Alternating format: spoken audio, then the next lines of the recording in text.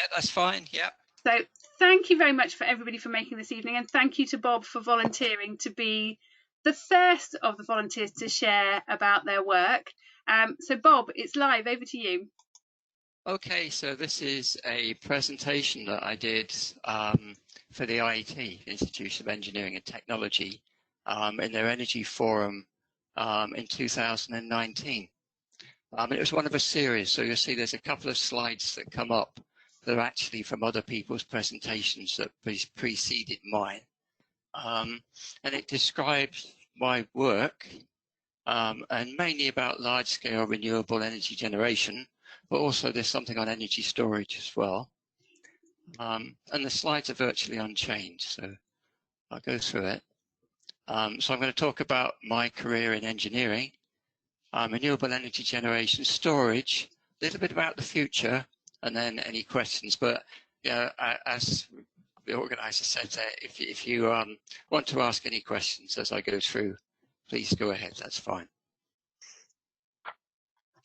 So I think if you remember the induction session, I said that I had some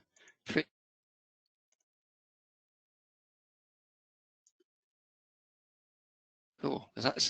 Was I muted? Okay. I had some previous experience that was definitely not environmentally friendly. And my background is that I left school in 1973. I joined a cable company, BICC. And with them, I went to University of Sheffield, did a mechanical engineering degree for 3 years. And after I graduated, I worked on the design of equipment for use in coal mines and long wall coal mines. So I designed mining cable couplers like the one in the photograph, and I used to test them. And easily the most onerous thing I ever did was going to a pit called Sutton Manor, and I walked 4.5 miles to the coalface. And when we got there, there'd been a roof fall on what's called the imbi, which is the side that you go down to the coalface. And they'd, using picks, they'd made a hole just wide enough for someone's shoulders. Each of us had to clasp our hands together, and we were pulled through this gap through to where the coalface was. And the conditions were terrible. Very, very hot, very humid, incredibly smelly because you were 4.5 miles away from the nearest toilet, plus there was methane and lots of other gases. Wasn't good at all. And in 1983, I actually left that company and I joined ERA, which was the Electrical Research Association in Leatherhead in the south of England. And it was a good time to leave in a way because it was followed by the miners' strike very soon after. And a lot of the people that I worked with were made redundant. So at ERA, I did electrical research work.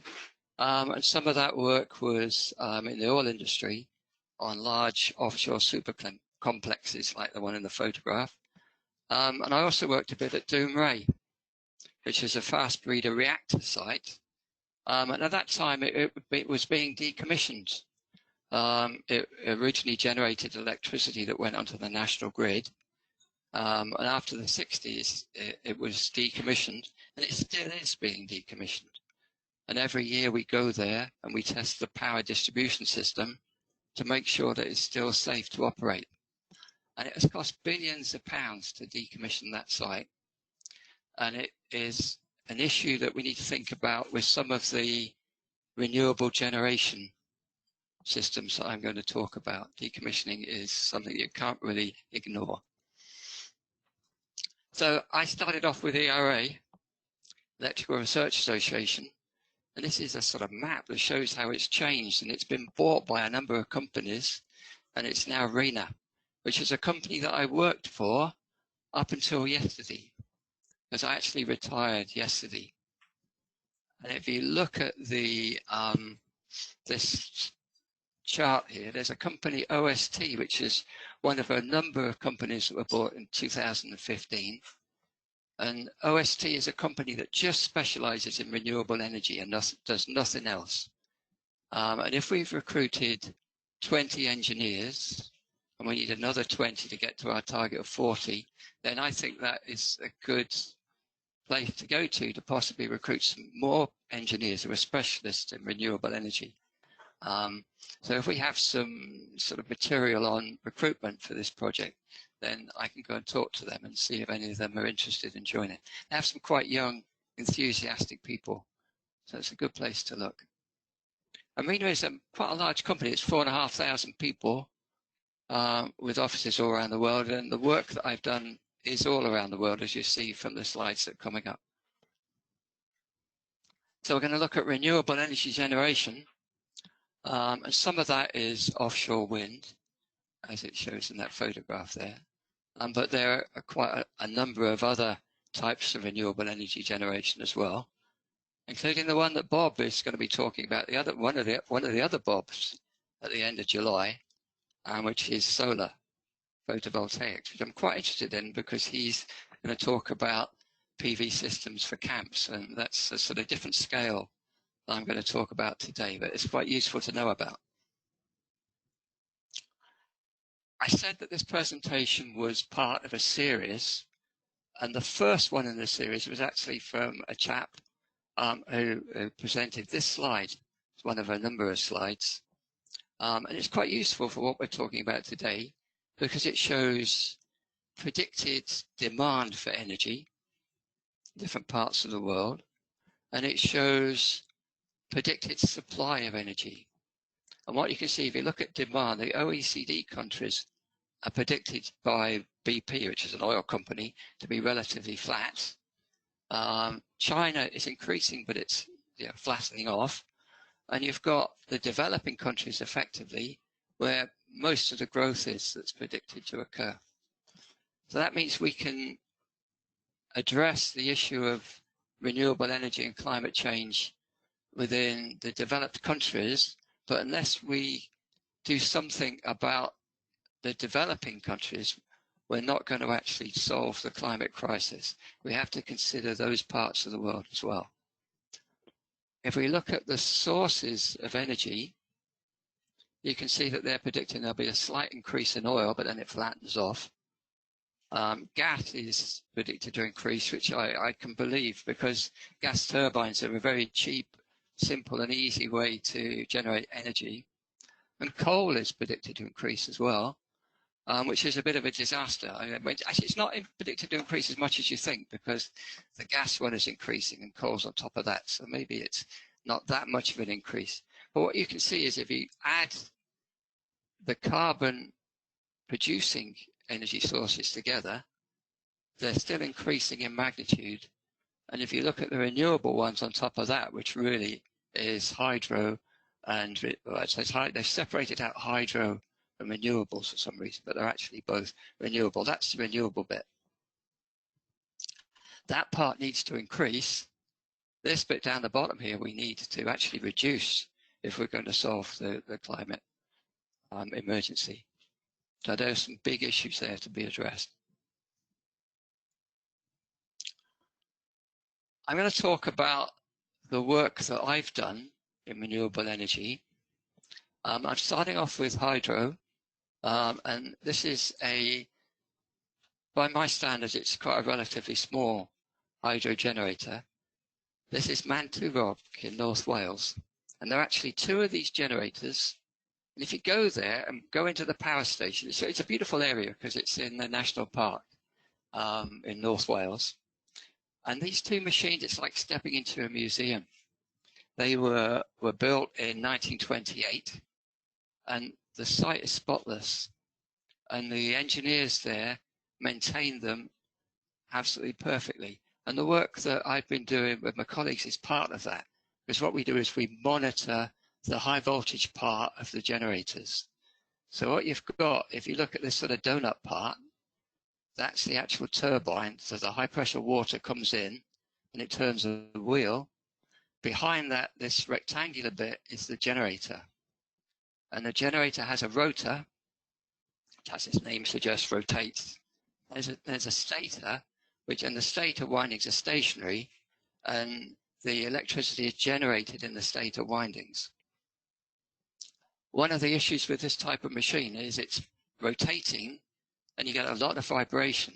That vibration can damage the stator windings. So one of the things we do is we monitor the electrical activity in the stator windings. And what we're looking at is called partial discharge activity. And it's called that because it's a discharge within the insulation. It doesn't bridge the gap between the conductor and earth, or between one conductor and another. And we attach these capacitive couplers to the terminations at the end of the windings.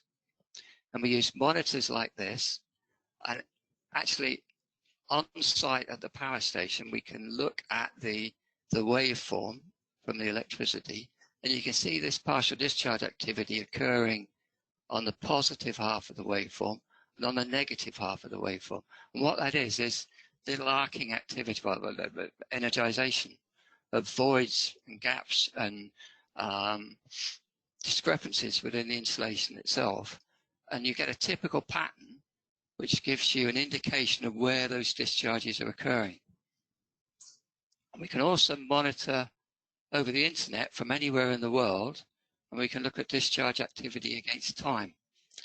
So if you look at this waveform here, this is over many, many months, and you can see the flat bits at the bottom is when there's no discharge activity. Bits here, I hope you can see my mouse, bits here where you've got discharge activity on the three phases, red, yellow and blue phases. That is at the end of the stator windings, where the windings cross over each other and they come into close contact. You get abrasion. And where you get discharge on one phase, that is where the windings are within the core of the machine, and that each winding is surrounded by Earth's metal. So you just get one phase discharging to Earth. So we can find out a lot about the state of these large machines from doing this type of PD monitoring. And that's something we do on a regular basis, and we report back to the power station. I said that's quite a small machine for us. Over the last 2 years, I've been working at Mozambique, at a place called Cahora Bassa. And Mozambique's a long, thin country, and it starts off at the coast, then it goes inland, and it goes through Tep province, which is very flat, and it follows the Zambesi River up into the mountains. And this is Cahora Bassa where we work, and it's absolutely beautiful. It's a lovely part. And one of the benefits about doing engineering, the type of engineering that I do, is that you get the opportunity to work in some amazing parts of the world. So with a company operating a power station like this, the type of work that I do is all about condition assessment, looking at equipment to define what condition it's in. And it's also about failure investigation, looking at things when they fail to determine why they failed. And also partly design and advising on new designs and new types of equipment. So this is Cahora Bassa. And you can see the dam. Where's my mouse? You can see the dam there. And over on this side here, you can see the substation. That's the electrical substation. This is a massive dam. This power station is the largest power station in Africa. It provides 85% of Mozambique's foreign currency import. And so it's a major facility for the future of Mozambique, which is one of the poorer countries in Africa. So working here is a big responsibility. And you can see the overhead power lines here that take the electricity away from the power station. Cahora Bassa was built in 1974, and very soon after it was built, the civil war occurred between the government forces and Renamo, who were backed by South Africa. And basically, the South Africans were trying to stop the Mozambique independence movement spilling over into South Africa. What happened was that the power station went out of action because the overhead power lines into Mozambique, and into South Africa and into Zimbabwe were blown up. And all of the staff either died or retired or disappeared. So when the European Union funded the reoperation of the power station, they needed people to come in and advise them on how to set the thing up and get it running again, which is what we've been doing. I said it's a very big power station. So over 2 gigawatt of output, that's 10 to the 9 watts, kilowatts, megawatts, gigawatts. And there are 5 vertical axis generators, and they're buried deep within the mountain, well below the substation and the dam. And a Canadian company monitors these generators, and we monitor the transformers which are on the other side of this wall. You can actually see there, that's the rock, that's the actual mountain. On the other side there's a tunnel. We monitor the transformers, and we monitor the oil-filled cables that go up to the very top of the dam through vertical shafts. So this is the cable system, a 220 kV oil-filled. And there aren't many people in the world who have knowledge of how to operate that type of system now.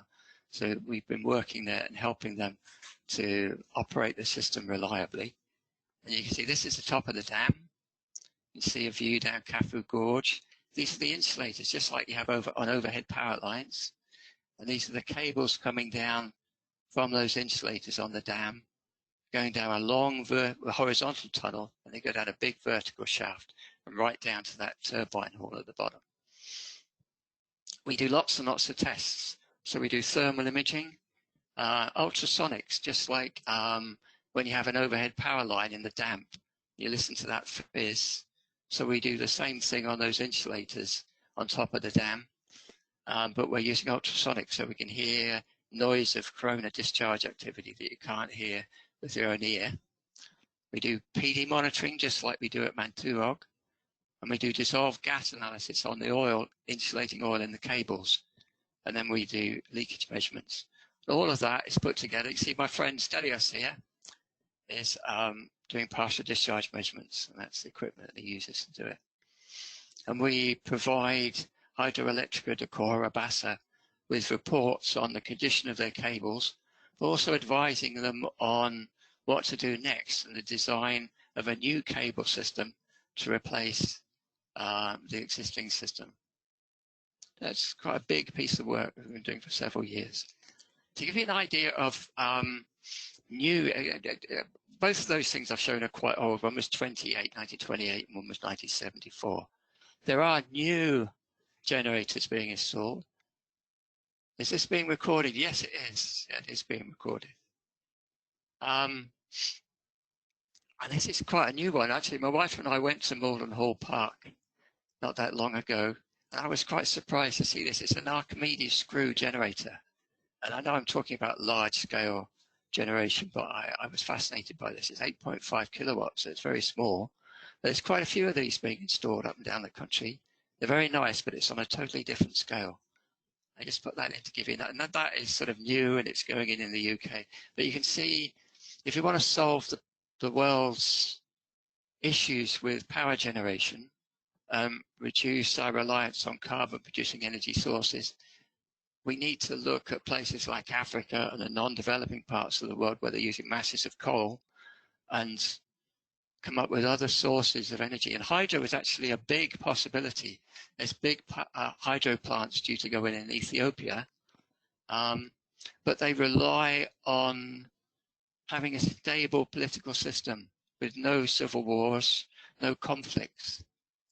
So, for example, when the Aswan Dam was put in Egypt, it caused problems for the farmers further along the Nile because they didn't have the water to irrigate their crops. With the Ethiopian dams that are going to be put in, which are very large dams similar to Hydroelectrica de Cahora Bassa's dam, there are issues with other countries further down the river system because it's going to affect their water level. So it requires a lot of cooperation between different countries. They have to be able to work together. I'm going to come a lot closer to home now. And in the UK and in Northern Europe, the big area where we've made progress with renewable energy is to some extent in onshore wind, but mainly in offshore wind, where there's a tremendous amount of available energy. And I've been managing projects for the Carbon Trust over the last 6-7 years, which are designed to reduce the cost of offshore wind. So basically, when we first started, the cost of offshore wind in terms of pounds per megawatt hour was very high compared to other alternative types of energy generation. So it's actually about 170 pounds per megawatt hour. And the Carbon Trust and the government had an objective to reduce that to below 100. And it's now come down to 60. So there have been massive, major improvements. If you look at this offshore wind farm here, you can see that we've got a wind turbine generator on a monopole, and there are a lot of other components within that generator. So we look at all the different parts of it. There are the blades, there's a transformer which sits in the nacelle, there's a high voltage switch that sits in the nacelle as well.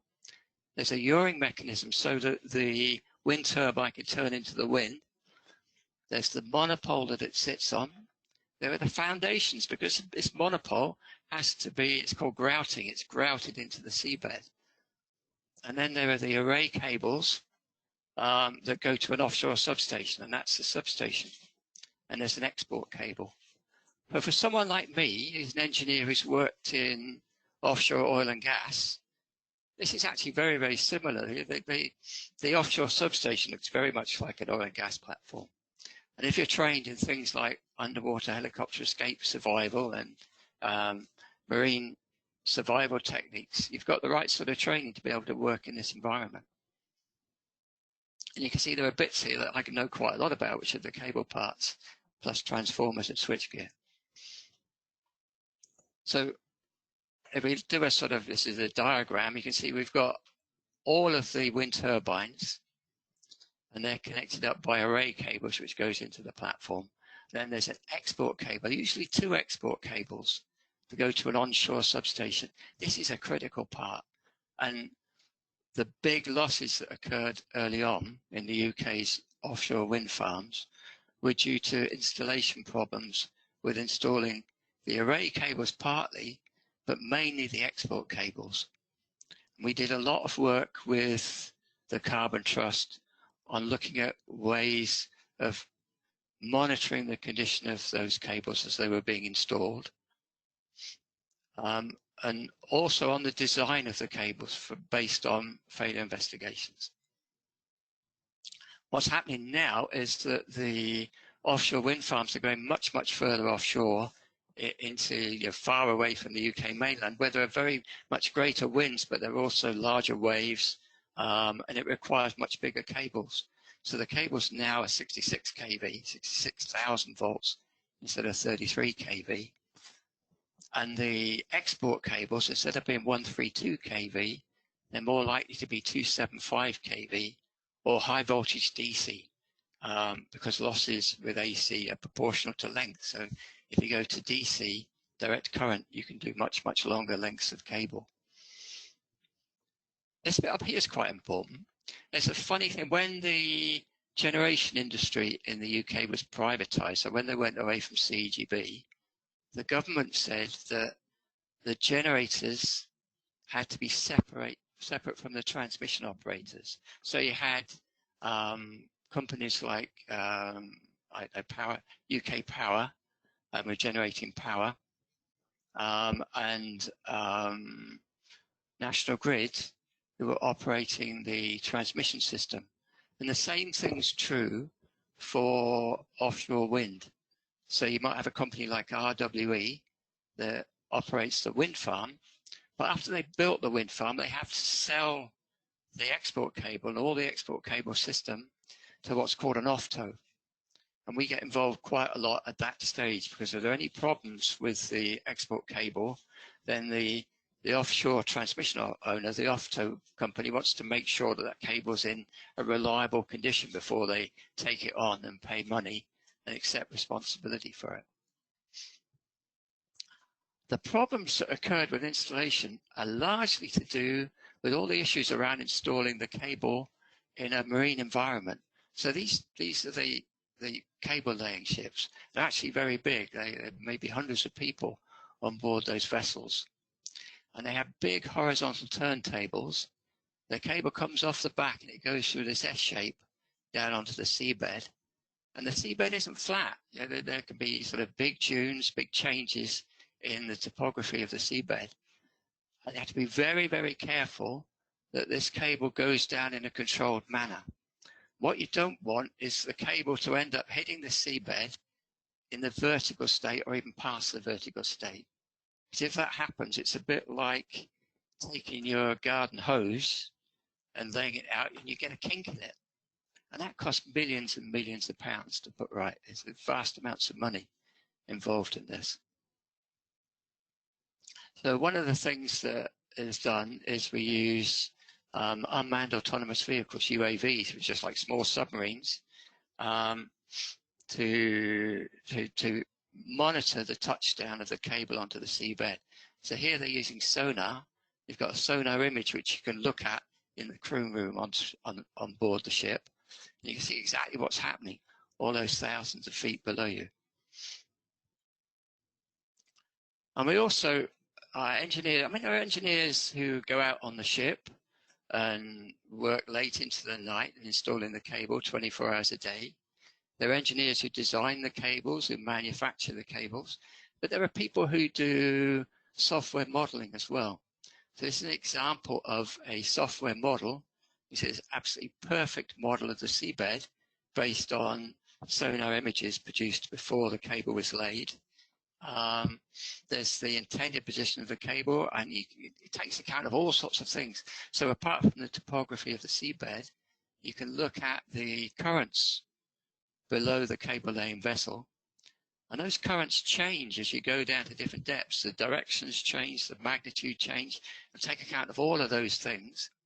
But you can also put devices. It's not done very often. It's shown in this diagram, but it doesn't happen usually. But you can put devices on the cable which give you information, feedback information on the position of the cable and the sort of attitude, the geometry of the cable as it goes down below the vessel. You've got to take account the course of the ship, the speed, the payout of the cable off a lot of the vessel. There's a lot to be able to monitor to get it right. Sometimes it doesn't go right. And when that happens, one of the jobs that I get involved in, I quite enjoy actually, because it's a bit of a challenge, is to locate the position of a fault. There are different techniques used for that. There's a thing called pre-location. It's exactly the same as you do with the cable on the land. You get a rough idea of where the fault is. And what you do is you put a pulse down the cable, and the pulse goes to the far end of the cable and it gets reflected back. And you measure the time it takes for the pulse to come back. And if you get a feature along the cable, so here there's a land sea joint. So this is actually a joint between a land cable and a long length of sea cable. And that creates a reflection because there's a change in impedance. So you can see features. So if there was a fault on this cable, depending on whether it's a positive return pulse, which that is, that's an open circuit. That means the far end of the cable is open. Or a negative one would mean that there's actually a fault to Earth or to another phase. So you can tell where the fault is along the cable. And if you measure this distance, this is actually a massive long cable. This is 4,500 milliseconds. So I can tell you that it's 4.5 milliseconds. The return time for a cable is usually about 80 or 90 meters per microsecond. So if you take 4,500 times it by 90, you work out you actually come to 370 kilometers. This, I think, was the Bass Strait cable. It's the cable that goes between Australia and Tasmania. It's one of the largest cables that we've ever tested. And that's a major challenge because normally you can only go about 25, 30 kilometers. So we use high power TDRs to test a cable of that length. You need that type of equipment to find faults on export cables for wind farms. It's a major challenge. This is another thing. It's LIRA that will also do the same thing. That's about pinpointing. Sorry, that's about pre-location. When you actually want to pinpoint exactly where the fault is, you use something like this. This again is another UAV, an unmanned autonomous vehicle, like a small submarine. And what you do is you apply a pulse to the cable, and you fly this submarine with its detector along the cable, and you listen for the sound of that pulse. So it makes a sound, a tone, da, da, da, da. Due to the twist in the cable, you can hear it. And when the pulse stops, that's where the fault is. Now, there's issues with that. There's issues to the lengths of the cable that you can test. There are other types as well. You can do, you can use optical fibers and do sound measurements and detect where a fault is occurring using optical fibers in the cable. There are lots of different techniques, but that's the difference between pre-location and pinpointing. It's quite important because it's an issue that you have to use and detect a cable fault because before you can actually repair a cable. And that's been a big problem in the North Sea with offshore wind.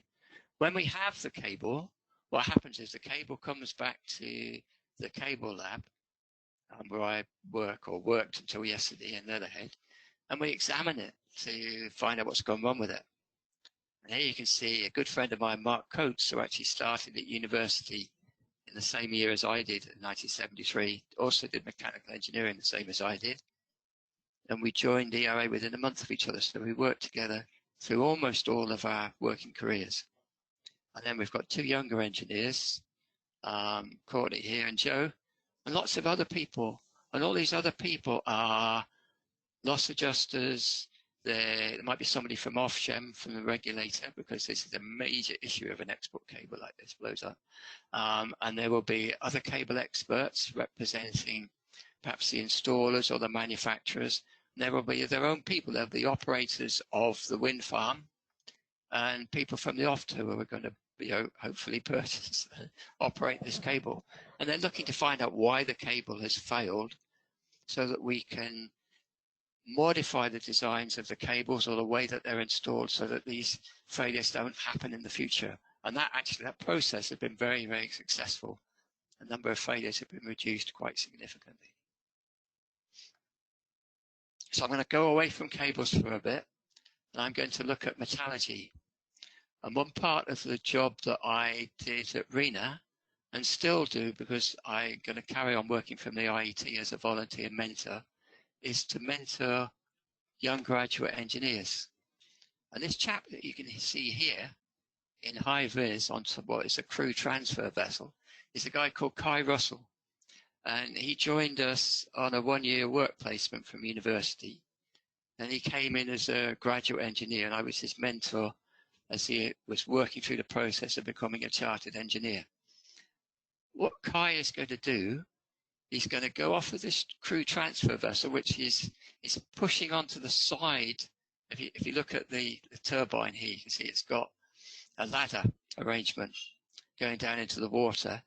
The crew transfer vessel, CTV, pushes onto that, and Kai, at the right moment, steps across onto the ladder, and there's a fall arrest system so that you can't actually fall into the water. It is reasonably safe, but you have to be specially trained to do it. When he did that, he then goes through a doorway and he goes actually into the Monopole. And on this occasion, he wasn't working in the nacelle where I would work at the top and where my colleagues would work. Because he's a metallurgist, he was working on the metalwork of the Monopole. This Monopole had cracks in it. And he was doing something called replication. Basically, you smooth the area where the cracks are. You might do a bit of etching of to look at the grain structure of the metal. And he uses a replica, which is like it's almost like a putty, a rubbery putty. He applies that, and he gets a relief of the grain structure and the fracture surface. And then we can look at that back in the lab, and we can, provide advice on what to do to mitigate and to correct the cracks and tell the company how serious it is. So we do quite a lot of work on metallurgy as well. And all of that is part of ensuring that these wind turbines are going to continue to provide reliable service, and they're going to last for the intended life, which may be 25 years. It may be longer because it may be that we're going to do life extension. It might be that we're going to keep those monopoles and replace the generators on the top. There's a lot you can do. You need to do this type of work before you can decide what you're going to do in the future. That's going to become important because all of this investment that we're doing now in the North Sea and in the Irish Sea, a lot of the components are only going to last for, say, 25, 30 years. And we can't just throw it all away. We have to work at how we're going to take that investment forward. It's quite interesting because one of the other Bobs is going to talk about PV systems on camps, on major international camps. And what I'm talking about here is very large scale generation. So I'm going a little bit bigger than Bob's going to be talking about. And I've got two photographs here. The one on the right is quite an arid situation. It's quite a desert area. And there have been plans to put very large solar PV installations in North Africa, in the Saharan, Sub-Saharan, probably not Sub-Saharan, on the North African coast, and maybe into the Sahara, and generate large amounts of electricity, and then export that electricity through substations, basically increase the voltage, and then take it across the Mediterranean into Europe. I can see that happening. It actually should ideally help to improve the economy of those areas, plus it would provide renewable energy quite cheap, relatively cheaply into Europe, into other parts of the world. But it requires political stability. That's massively important. You couldn't put a PV installation like that into Libya at the moment because Bob, there's a little question here about whether or not solar panels decrease efficiency in hotter climates. That's a good question. I don't know, because I do a lot of work in the Middle East. I have done in the past. And you do see solar panels. You see them on top of buildings, say, in sort of Abu Dhabi and Dubai and places like that. So solar is becoming more. They used to not be interested in solar at all at one time because they had so much cheap oil. But now, because of the interest in renewables, solar is becoming looked at more closely now in hot climates than it used to be. I think it probably would depend on the type of material that's used for the panel. It's not something that I'm massive. Maybe the person who's asked the question knows more about it than I do. It's not something that I'm particularly knowledgeable on. I can imagine some polymers would definitely be degraded by heat, just in the same way that if you took a polycarbonate sheet in a window and exposed it to heat, you could expect it to darken over time. I expect that the same thing would happen with a panel. But I suspect it depends what the materials are. You probably have to design the panel for the environment in which it's going to be used. So maybe if the person asks a question knows more about it than I do, they can chip in. The other Bob will know. Yeah, we'll see what Bob says later in the month. That'd be quite interesting. On the left there, that's more of a sort of European-y type environment. It's probably somewhere like Germany, I think. And in the type of work that I do, I go into PV installations in the UK, mainly around the southern part of the UK. And they're not normally quite as big as that one. But I look at things like the switchgear and the transformers, just as the same as I would do in a wind farm. I look at all of the cables that join those PV installations back.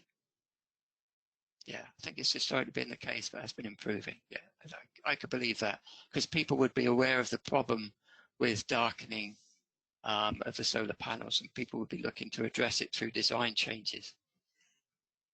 So I look at the high voltage stuff. I look at maybe 11 kV, 30 kV transformers and do condition assessment, especially when the installation is going to change from one owner to another, or perhaps it's coming out of warranty. That's quite a big area. But when I did this presentation for the IET last year, it was at the University of Surrey, which is at Guildford. And in researching for the presentation, I noticed this. There was a big 30,000 panel PV installation that was due to go in near Guildford. and it was rejected in 2014. And the reason why it was rejected was because they felt it was totally out of keeping with the area.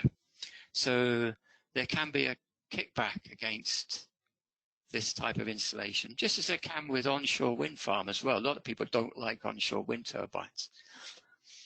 One thing to think about is if this type of installation goes ahead,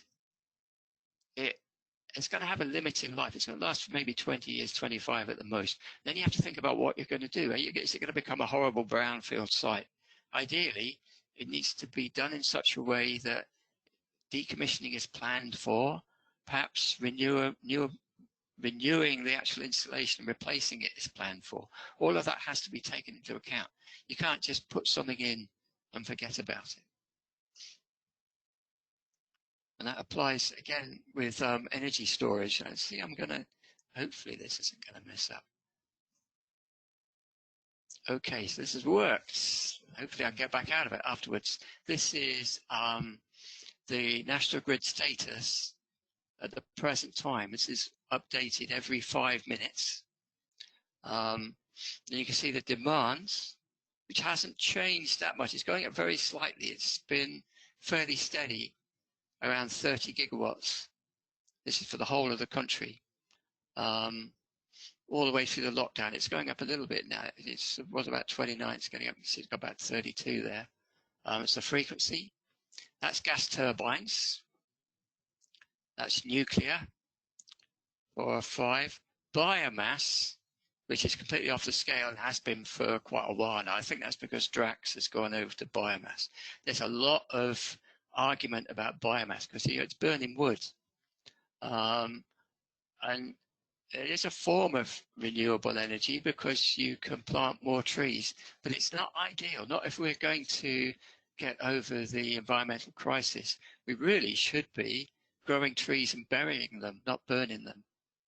And wind at the present time is very low, but on a good day, wind can be much higher than that. And up here, we've got pump storage. So I think I talk about in a minute. So there's various other things as well. That's quite a complicated presentation, but you can look at that on a desktop or on a laptop. It's got a lot of information there. I've got to get out of that now. Got it. Okay. That I put in just in case it didn't work. This is something that you can look at on an app. So just if you go to the Apple App Store, you can download Grid Carbon, which is brilliant. It was produced by Oxford University, I think. And it gives you much easier to see information. And it's exactly the same as the Grid Watch thing we looked at just now. If you look at the figures, they're identical. They won't be on this one because this is just a moment in time when I put this slide together. But it's quite useful. And if we were doing work with young people, this is quite a good thing to show people because you can see it. It is still controversial though. Well, which bit of it is controversial, Emily? Can you put another message up? Maybe an earlier thing that is. I've unmuted Emily, so maybe Emily can share. All right, go on, Emily. Unmute yourself. What's controversial? Emily, can you hear me? Go for it. Hello. Hello. I just thought I'd identify this. So you're saying this is Steve. You're saying that you should be burying wood. Well, like Drex's plan and the UK's plan to hit like carbon neutrality by 2050 is to burn it, but then capture the CO2 and then bury it. So like they still think they can bury it. All right, okay. That sounds much better. But there's a lot of controversy over it. I mean, I think if you look on various environmental sites, a lot of people are quite unhappy about biomass, and it's not. It is a lot of arguments. Yeah. So I'm going to just look very quickly at pump storage. Basically, this is. I think this is the Norway, but this is definitely how the Norway is. Pump storage works on having an upper reservoir and a lower reservoir. We're still going on about biomass. It is controversial. That's why I've got lots of comments. Yeah, I think they do all have. I agree. Yeah. Solar panels use all sorts of rare materials. That's very important for sustainability. We have to think about that. It's something I'm going to come on to in a little bit. But yeah, there are big issues about the materials that are being used and how much of that material there is. So pump storage, basically during the day, the water comes down out of the top reservoir. It goes through a turbine, a generator, and we generate electricity, which goes off to the national grid. This isn't strictly renewable energy, because what happens at night then is that electricity is used to pump that water back up again. Why that's quite useful is effectively we've stored that energy up here. So it is a form of energy storage. And people like it because energy at night is very cheap, and there may be a surplus of energy if there's a lot of wind at the time and there isn't that much demand. But it's something that we've had, and there's some more coming. There's Glyn Ronwy, that's probably not pronounced correctly, but that's at the design stage at the present time. So I'm looking at storage now, and pump storage is one technique that is used. I said at the beginning that this was one of a series of presentations which was part of the IET Energy Forum. And the one immediately before mine was from UK Power Networks. And they were looking at electric vehicles. A part of what they were talking about was the work that they're doing with DVLC to actually monitor where people are registering electric vehicles, so they can work out how many electric vehicles there are in a particular street or a particular area, and then work out then how much charging current they're going to use and where they need to upgrade their system and put in large transformers. But another part of it I thought was quite interesting was vehicle to grid. So what happens basically is that your car, you drive to work, your car's charged up during the daytime, you drive home again, your car's sat there, it's connected up to a charging point outside your house, but it may not actually, it may be actually fully charged. Then people have finished, they've come to the end of EastEnders, everyone goes and makes a cup of tea, and the supply suddenly increases quite markedly in a very, very short period of time, because everyone's put their kettle on. And following an automatic system, energy is taken out of people's car batteries and put back into the either local distribution system or into the grid.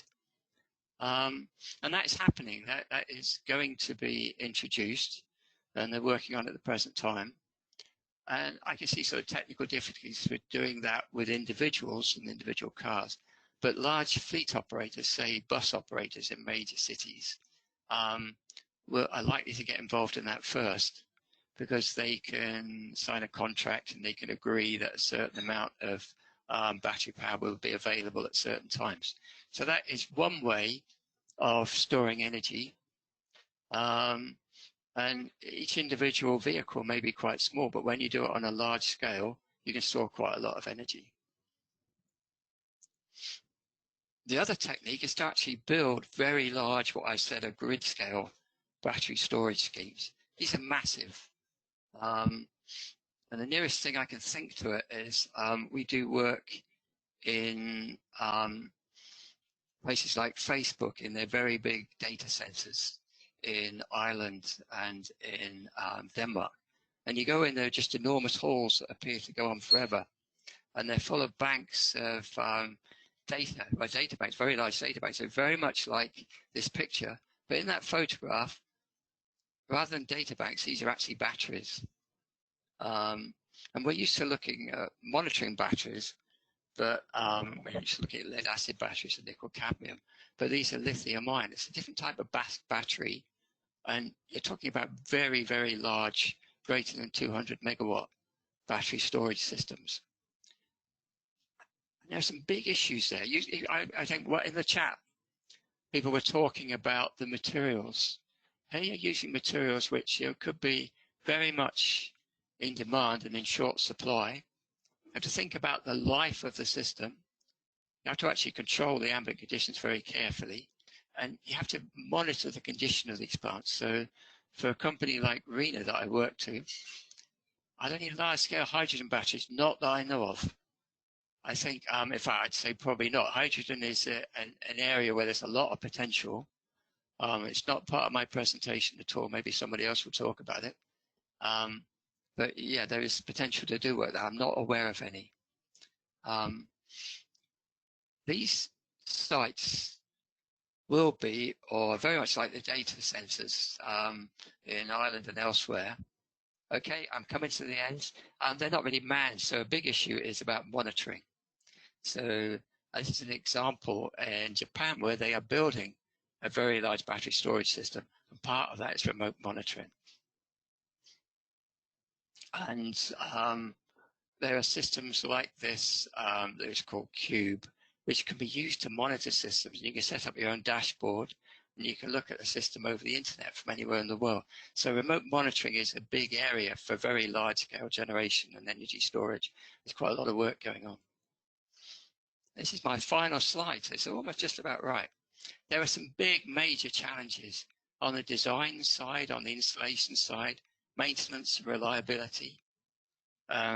We say for condition, for maintenance, you need to think about the condition and do risk-based maintenance rather than time-based. So you don't go in and just maintain something once a year. You do it when it needs to be done.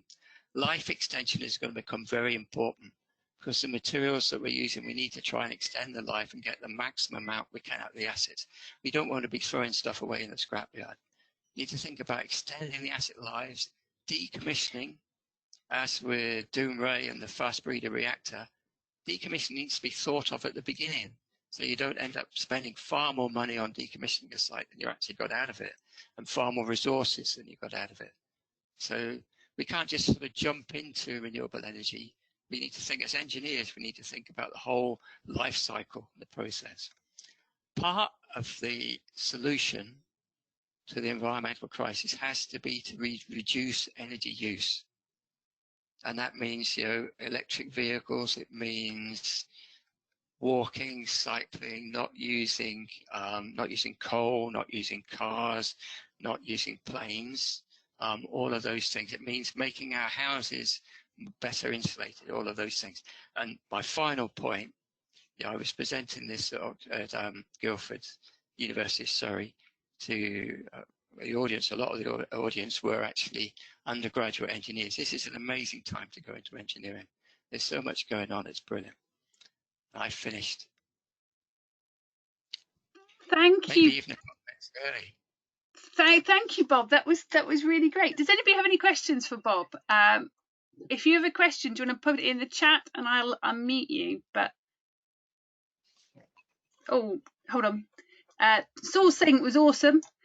Saul, do you want to say that out loud? But you have to unmute yourself. I can see you. Cheers, that was awesome. Thank you. Yeah, thanks. I don't suppose, would I be able to send that along to some colleagues, like at Boomtown sort of thing? Because I think they would really enjoy watching that, and it would show that we know that our stuff about climate change. It might like curry some favour with them. Yeah, that's fine. Yeah. Who are those people? It's the head of sustainability, Emily, would probably enjoy it, and she's deputy head, I think, at Glastonbury maybe, but I'm not too sure. Right. Yeah, I was very disappointed not to get the Glastonbury this year. I'll link you two up, but that would be great. Thank you, Saul. There are other people who are saying it was really great. Thank you very much. It was really good and very thorough, Bob. Thank you.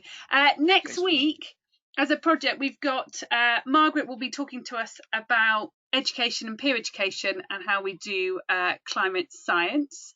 And then we have a little break before, as you said, Bob Todd will be talking to us about smaller scale solar power generation on camps, which is something I have always been amazed to see Bob create enough power for our camps, no matter how big or small that they are. So thank you everybody. I'll send this recording off to you tomorrow so that you can enjoy it at your leisure, and I will share it with those who are unable to make the session live.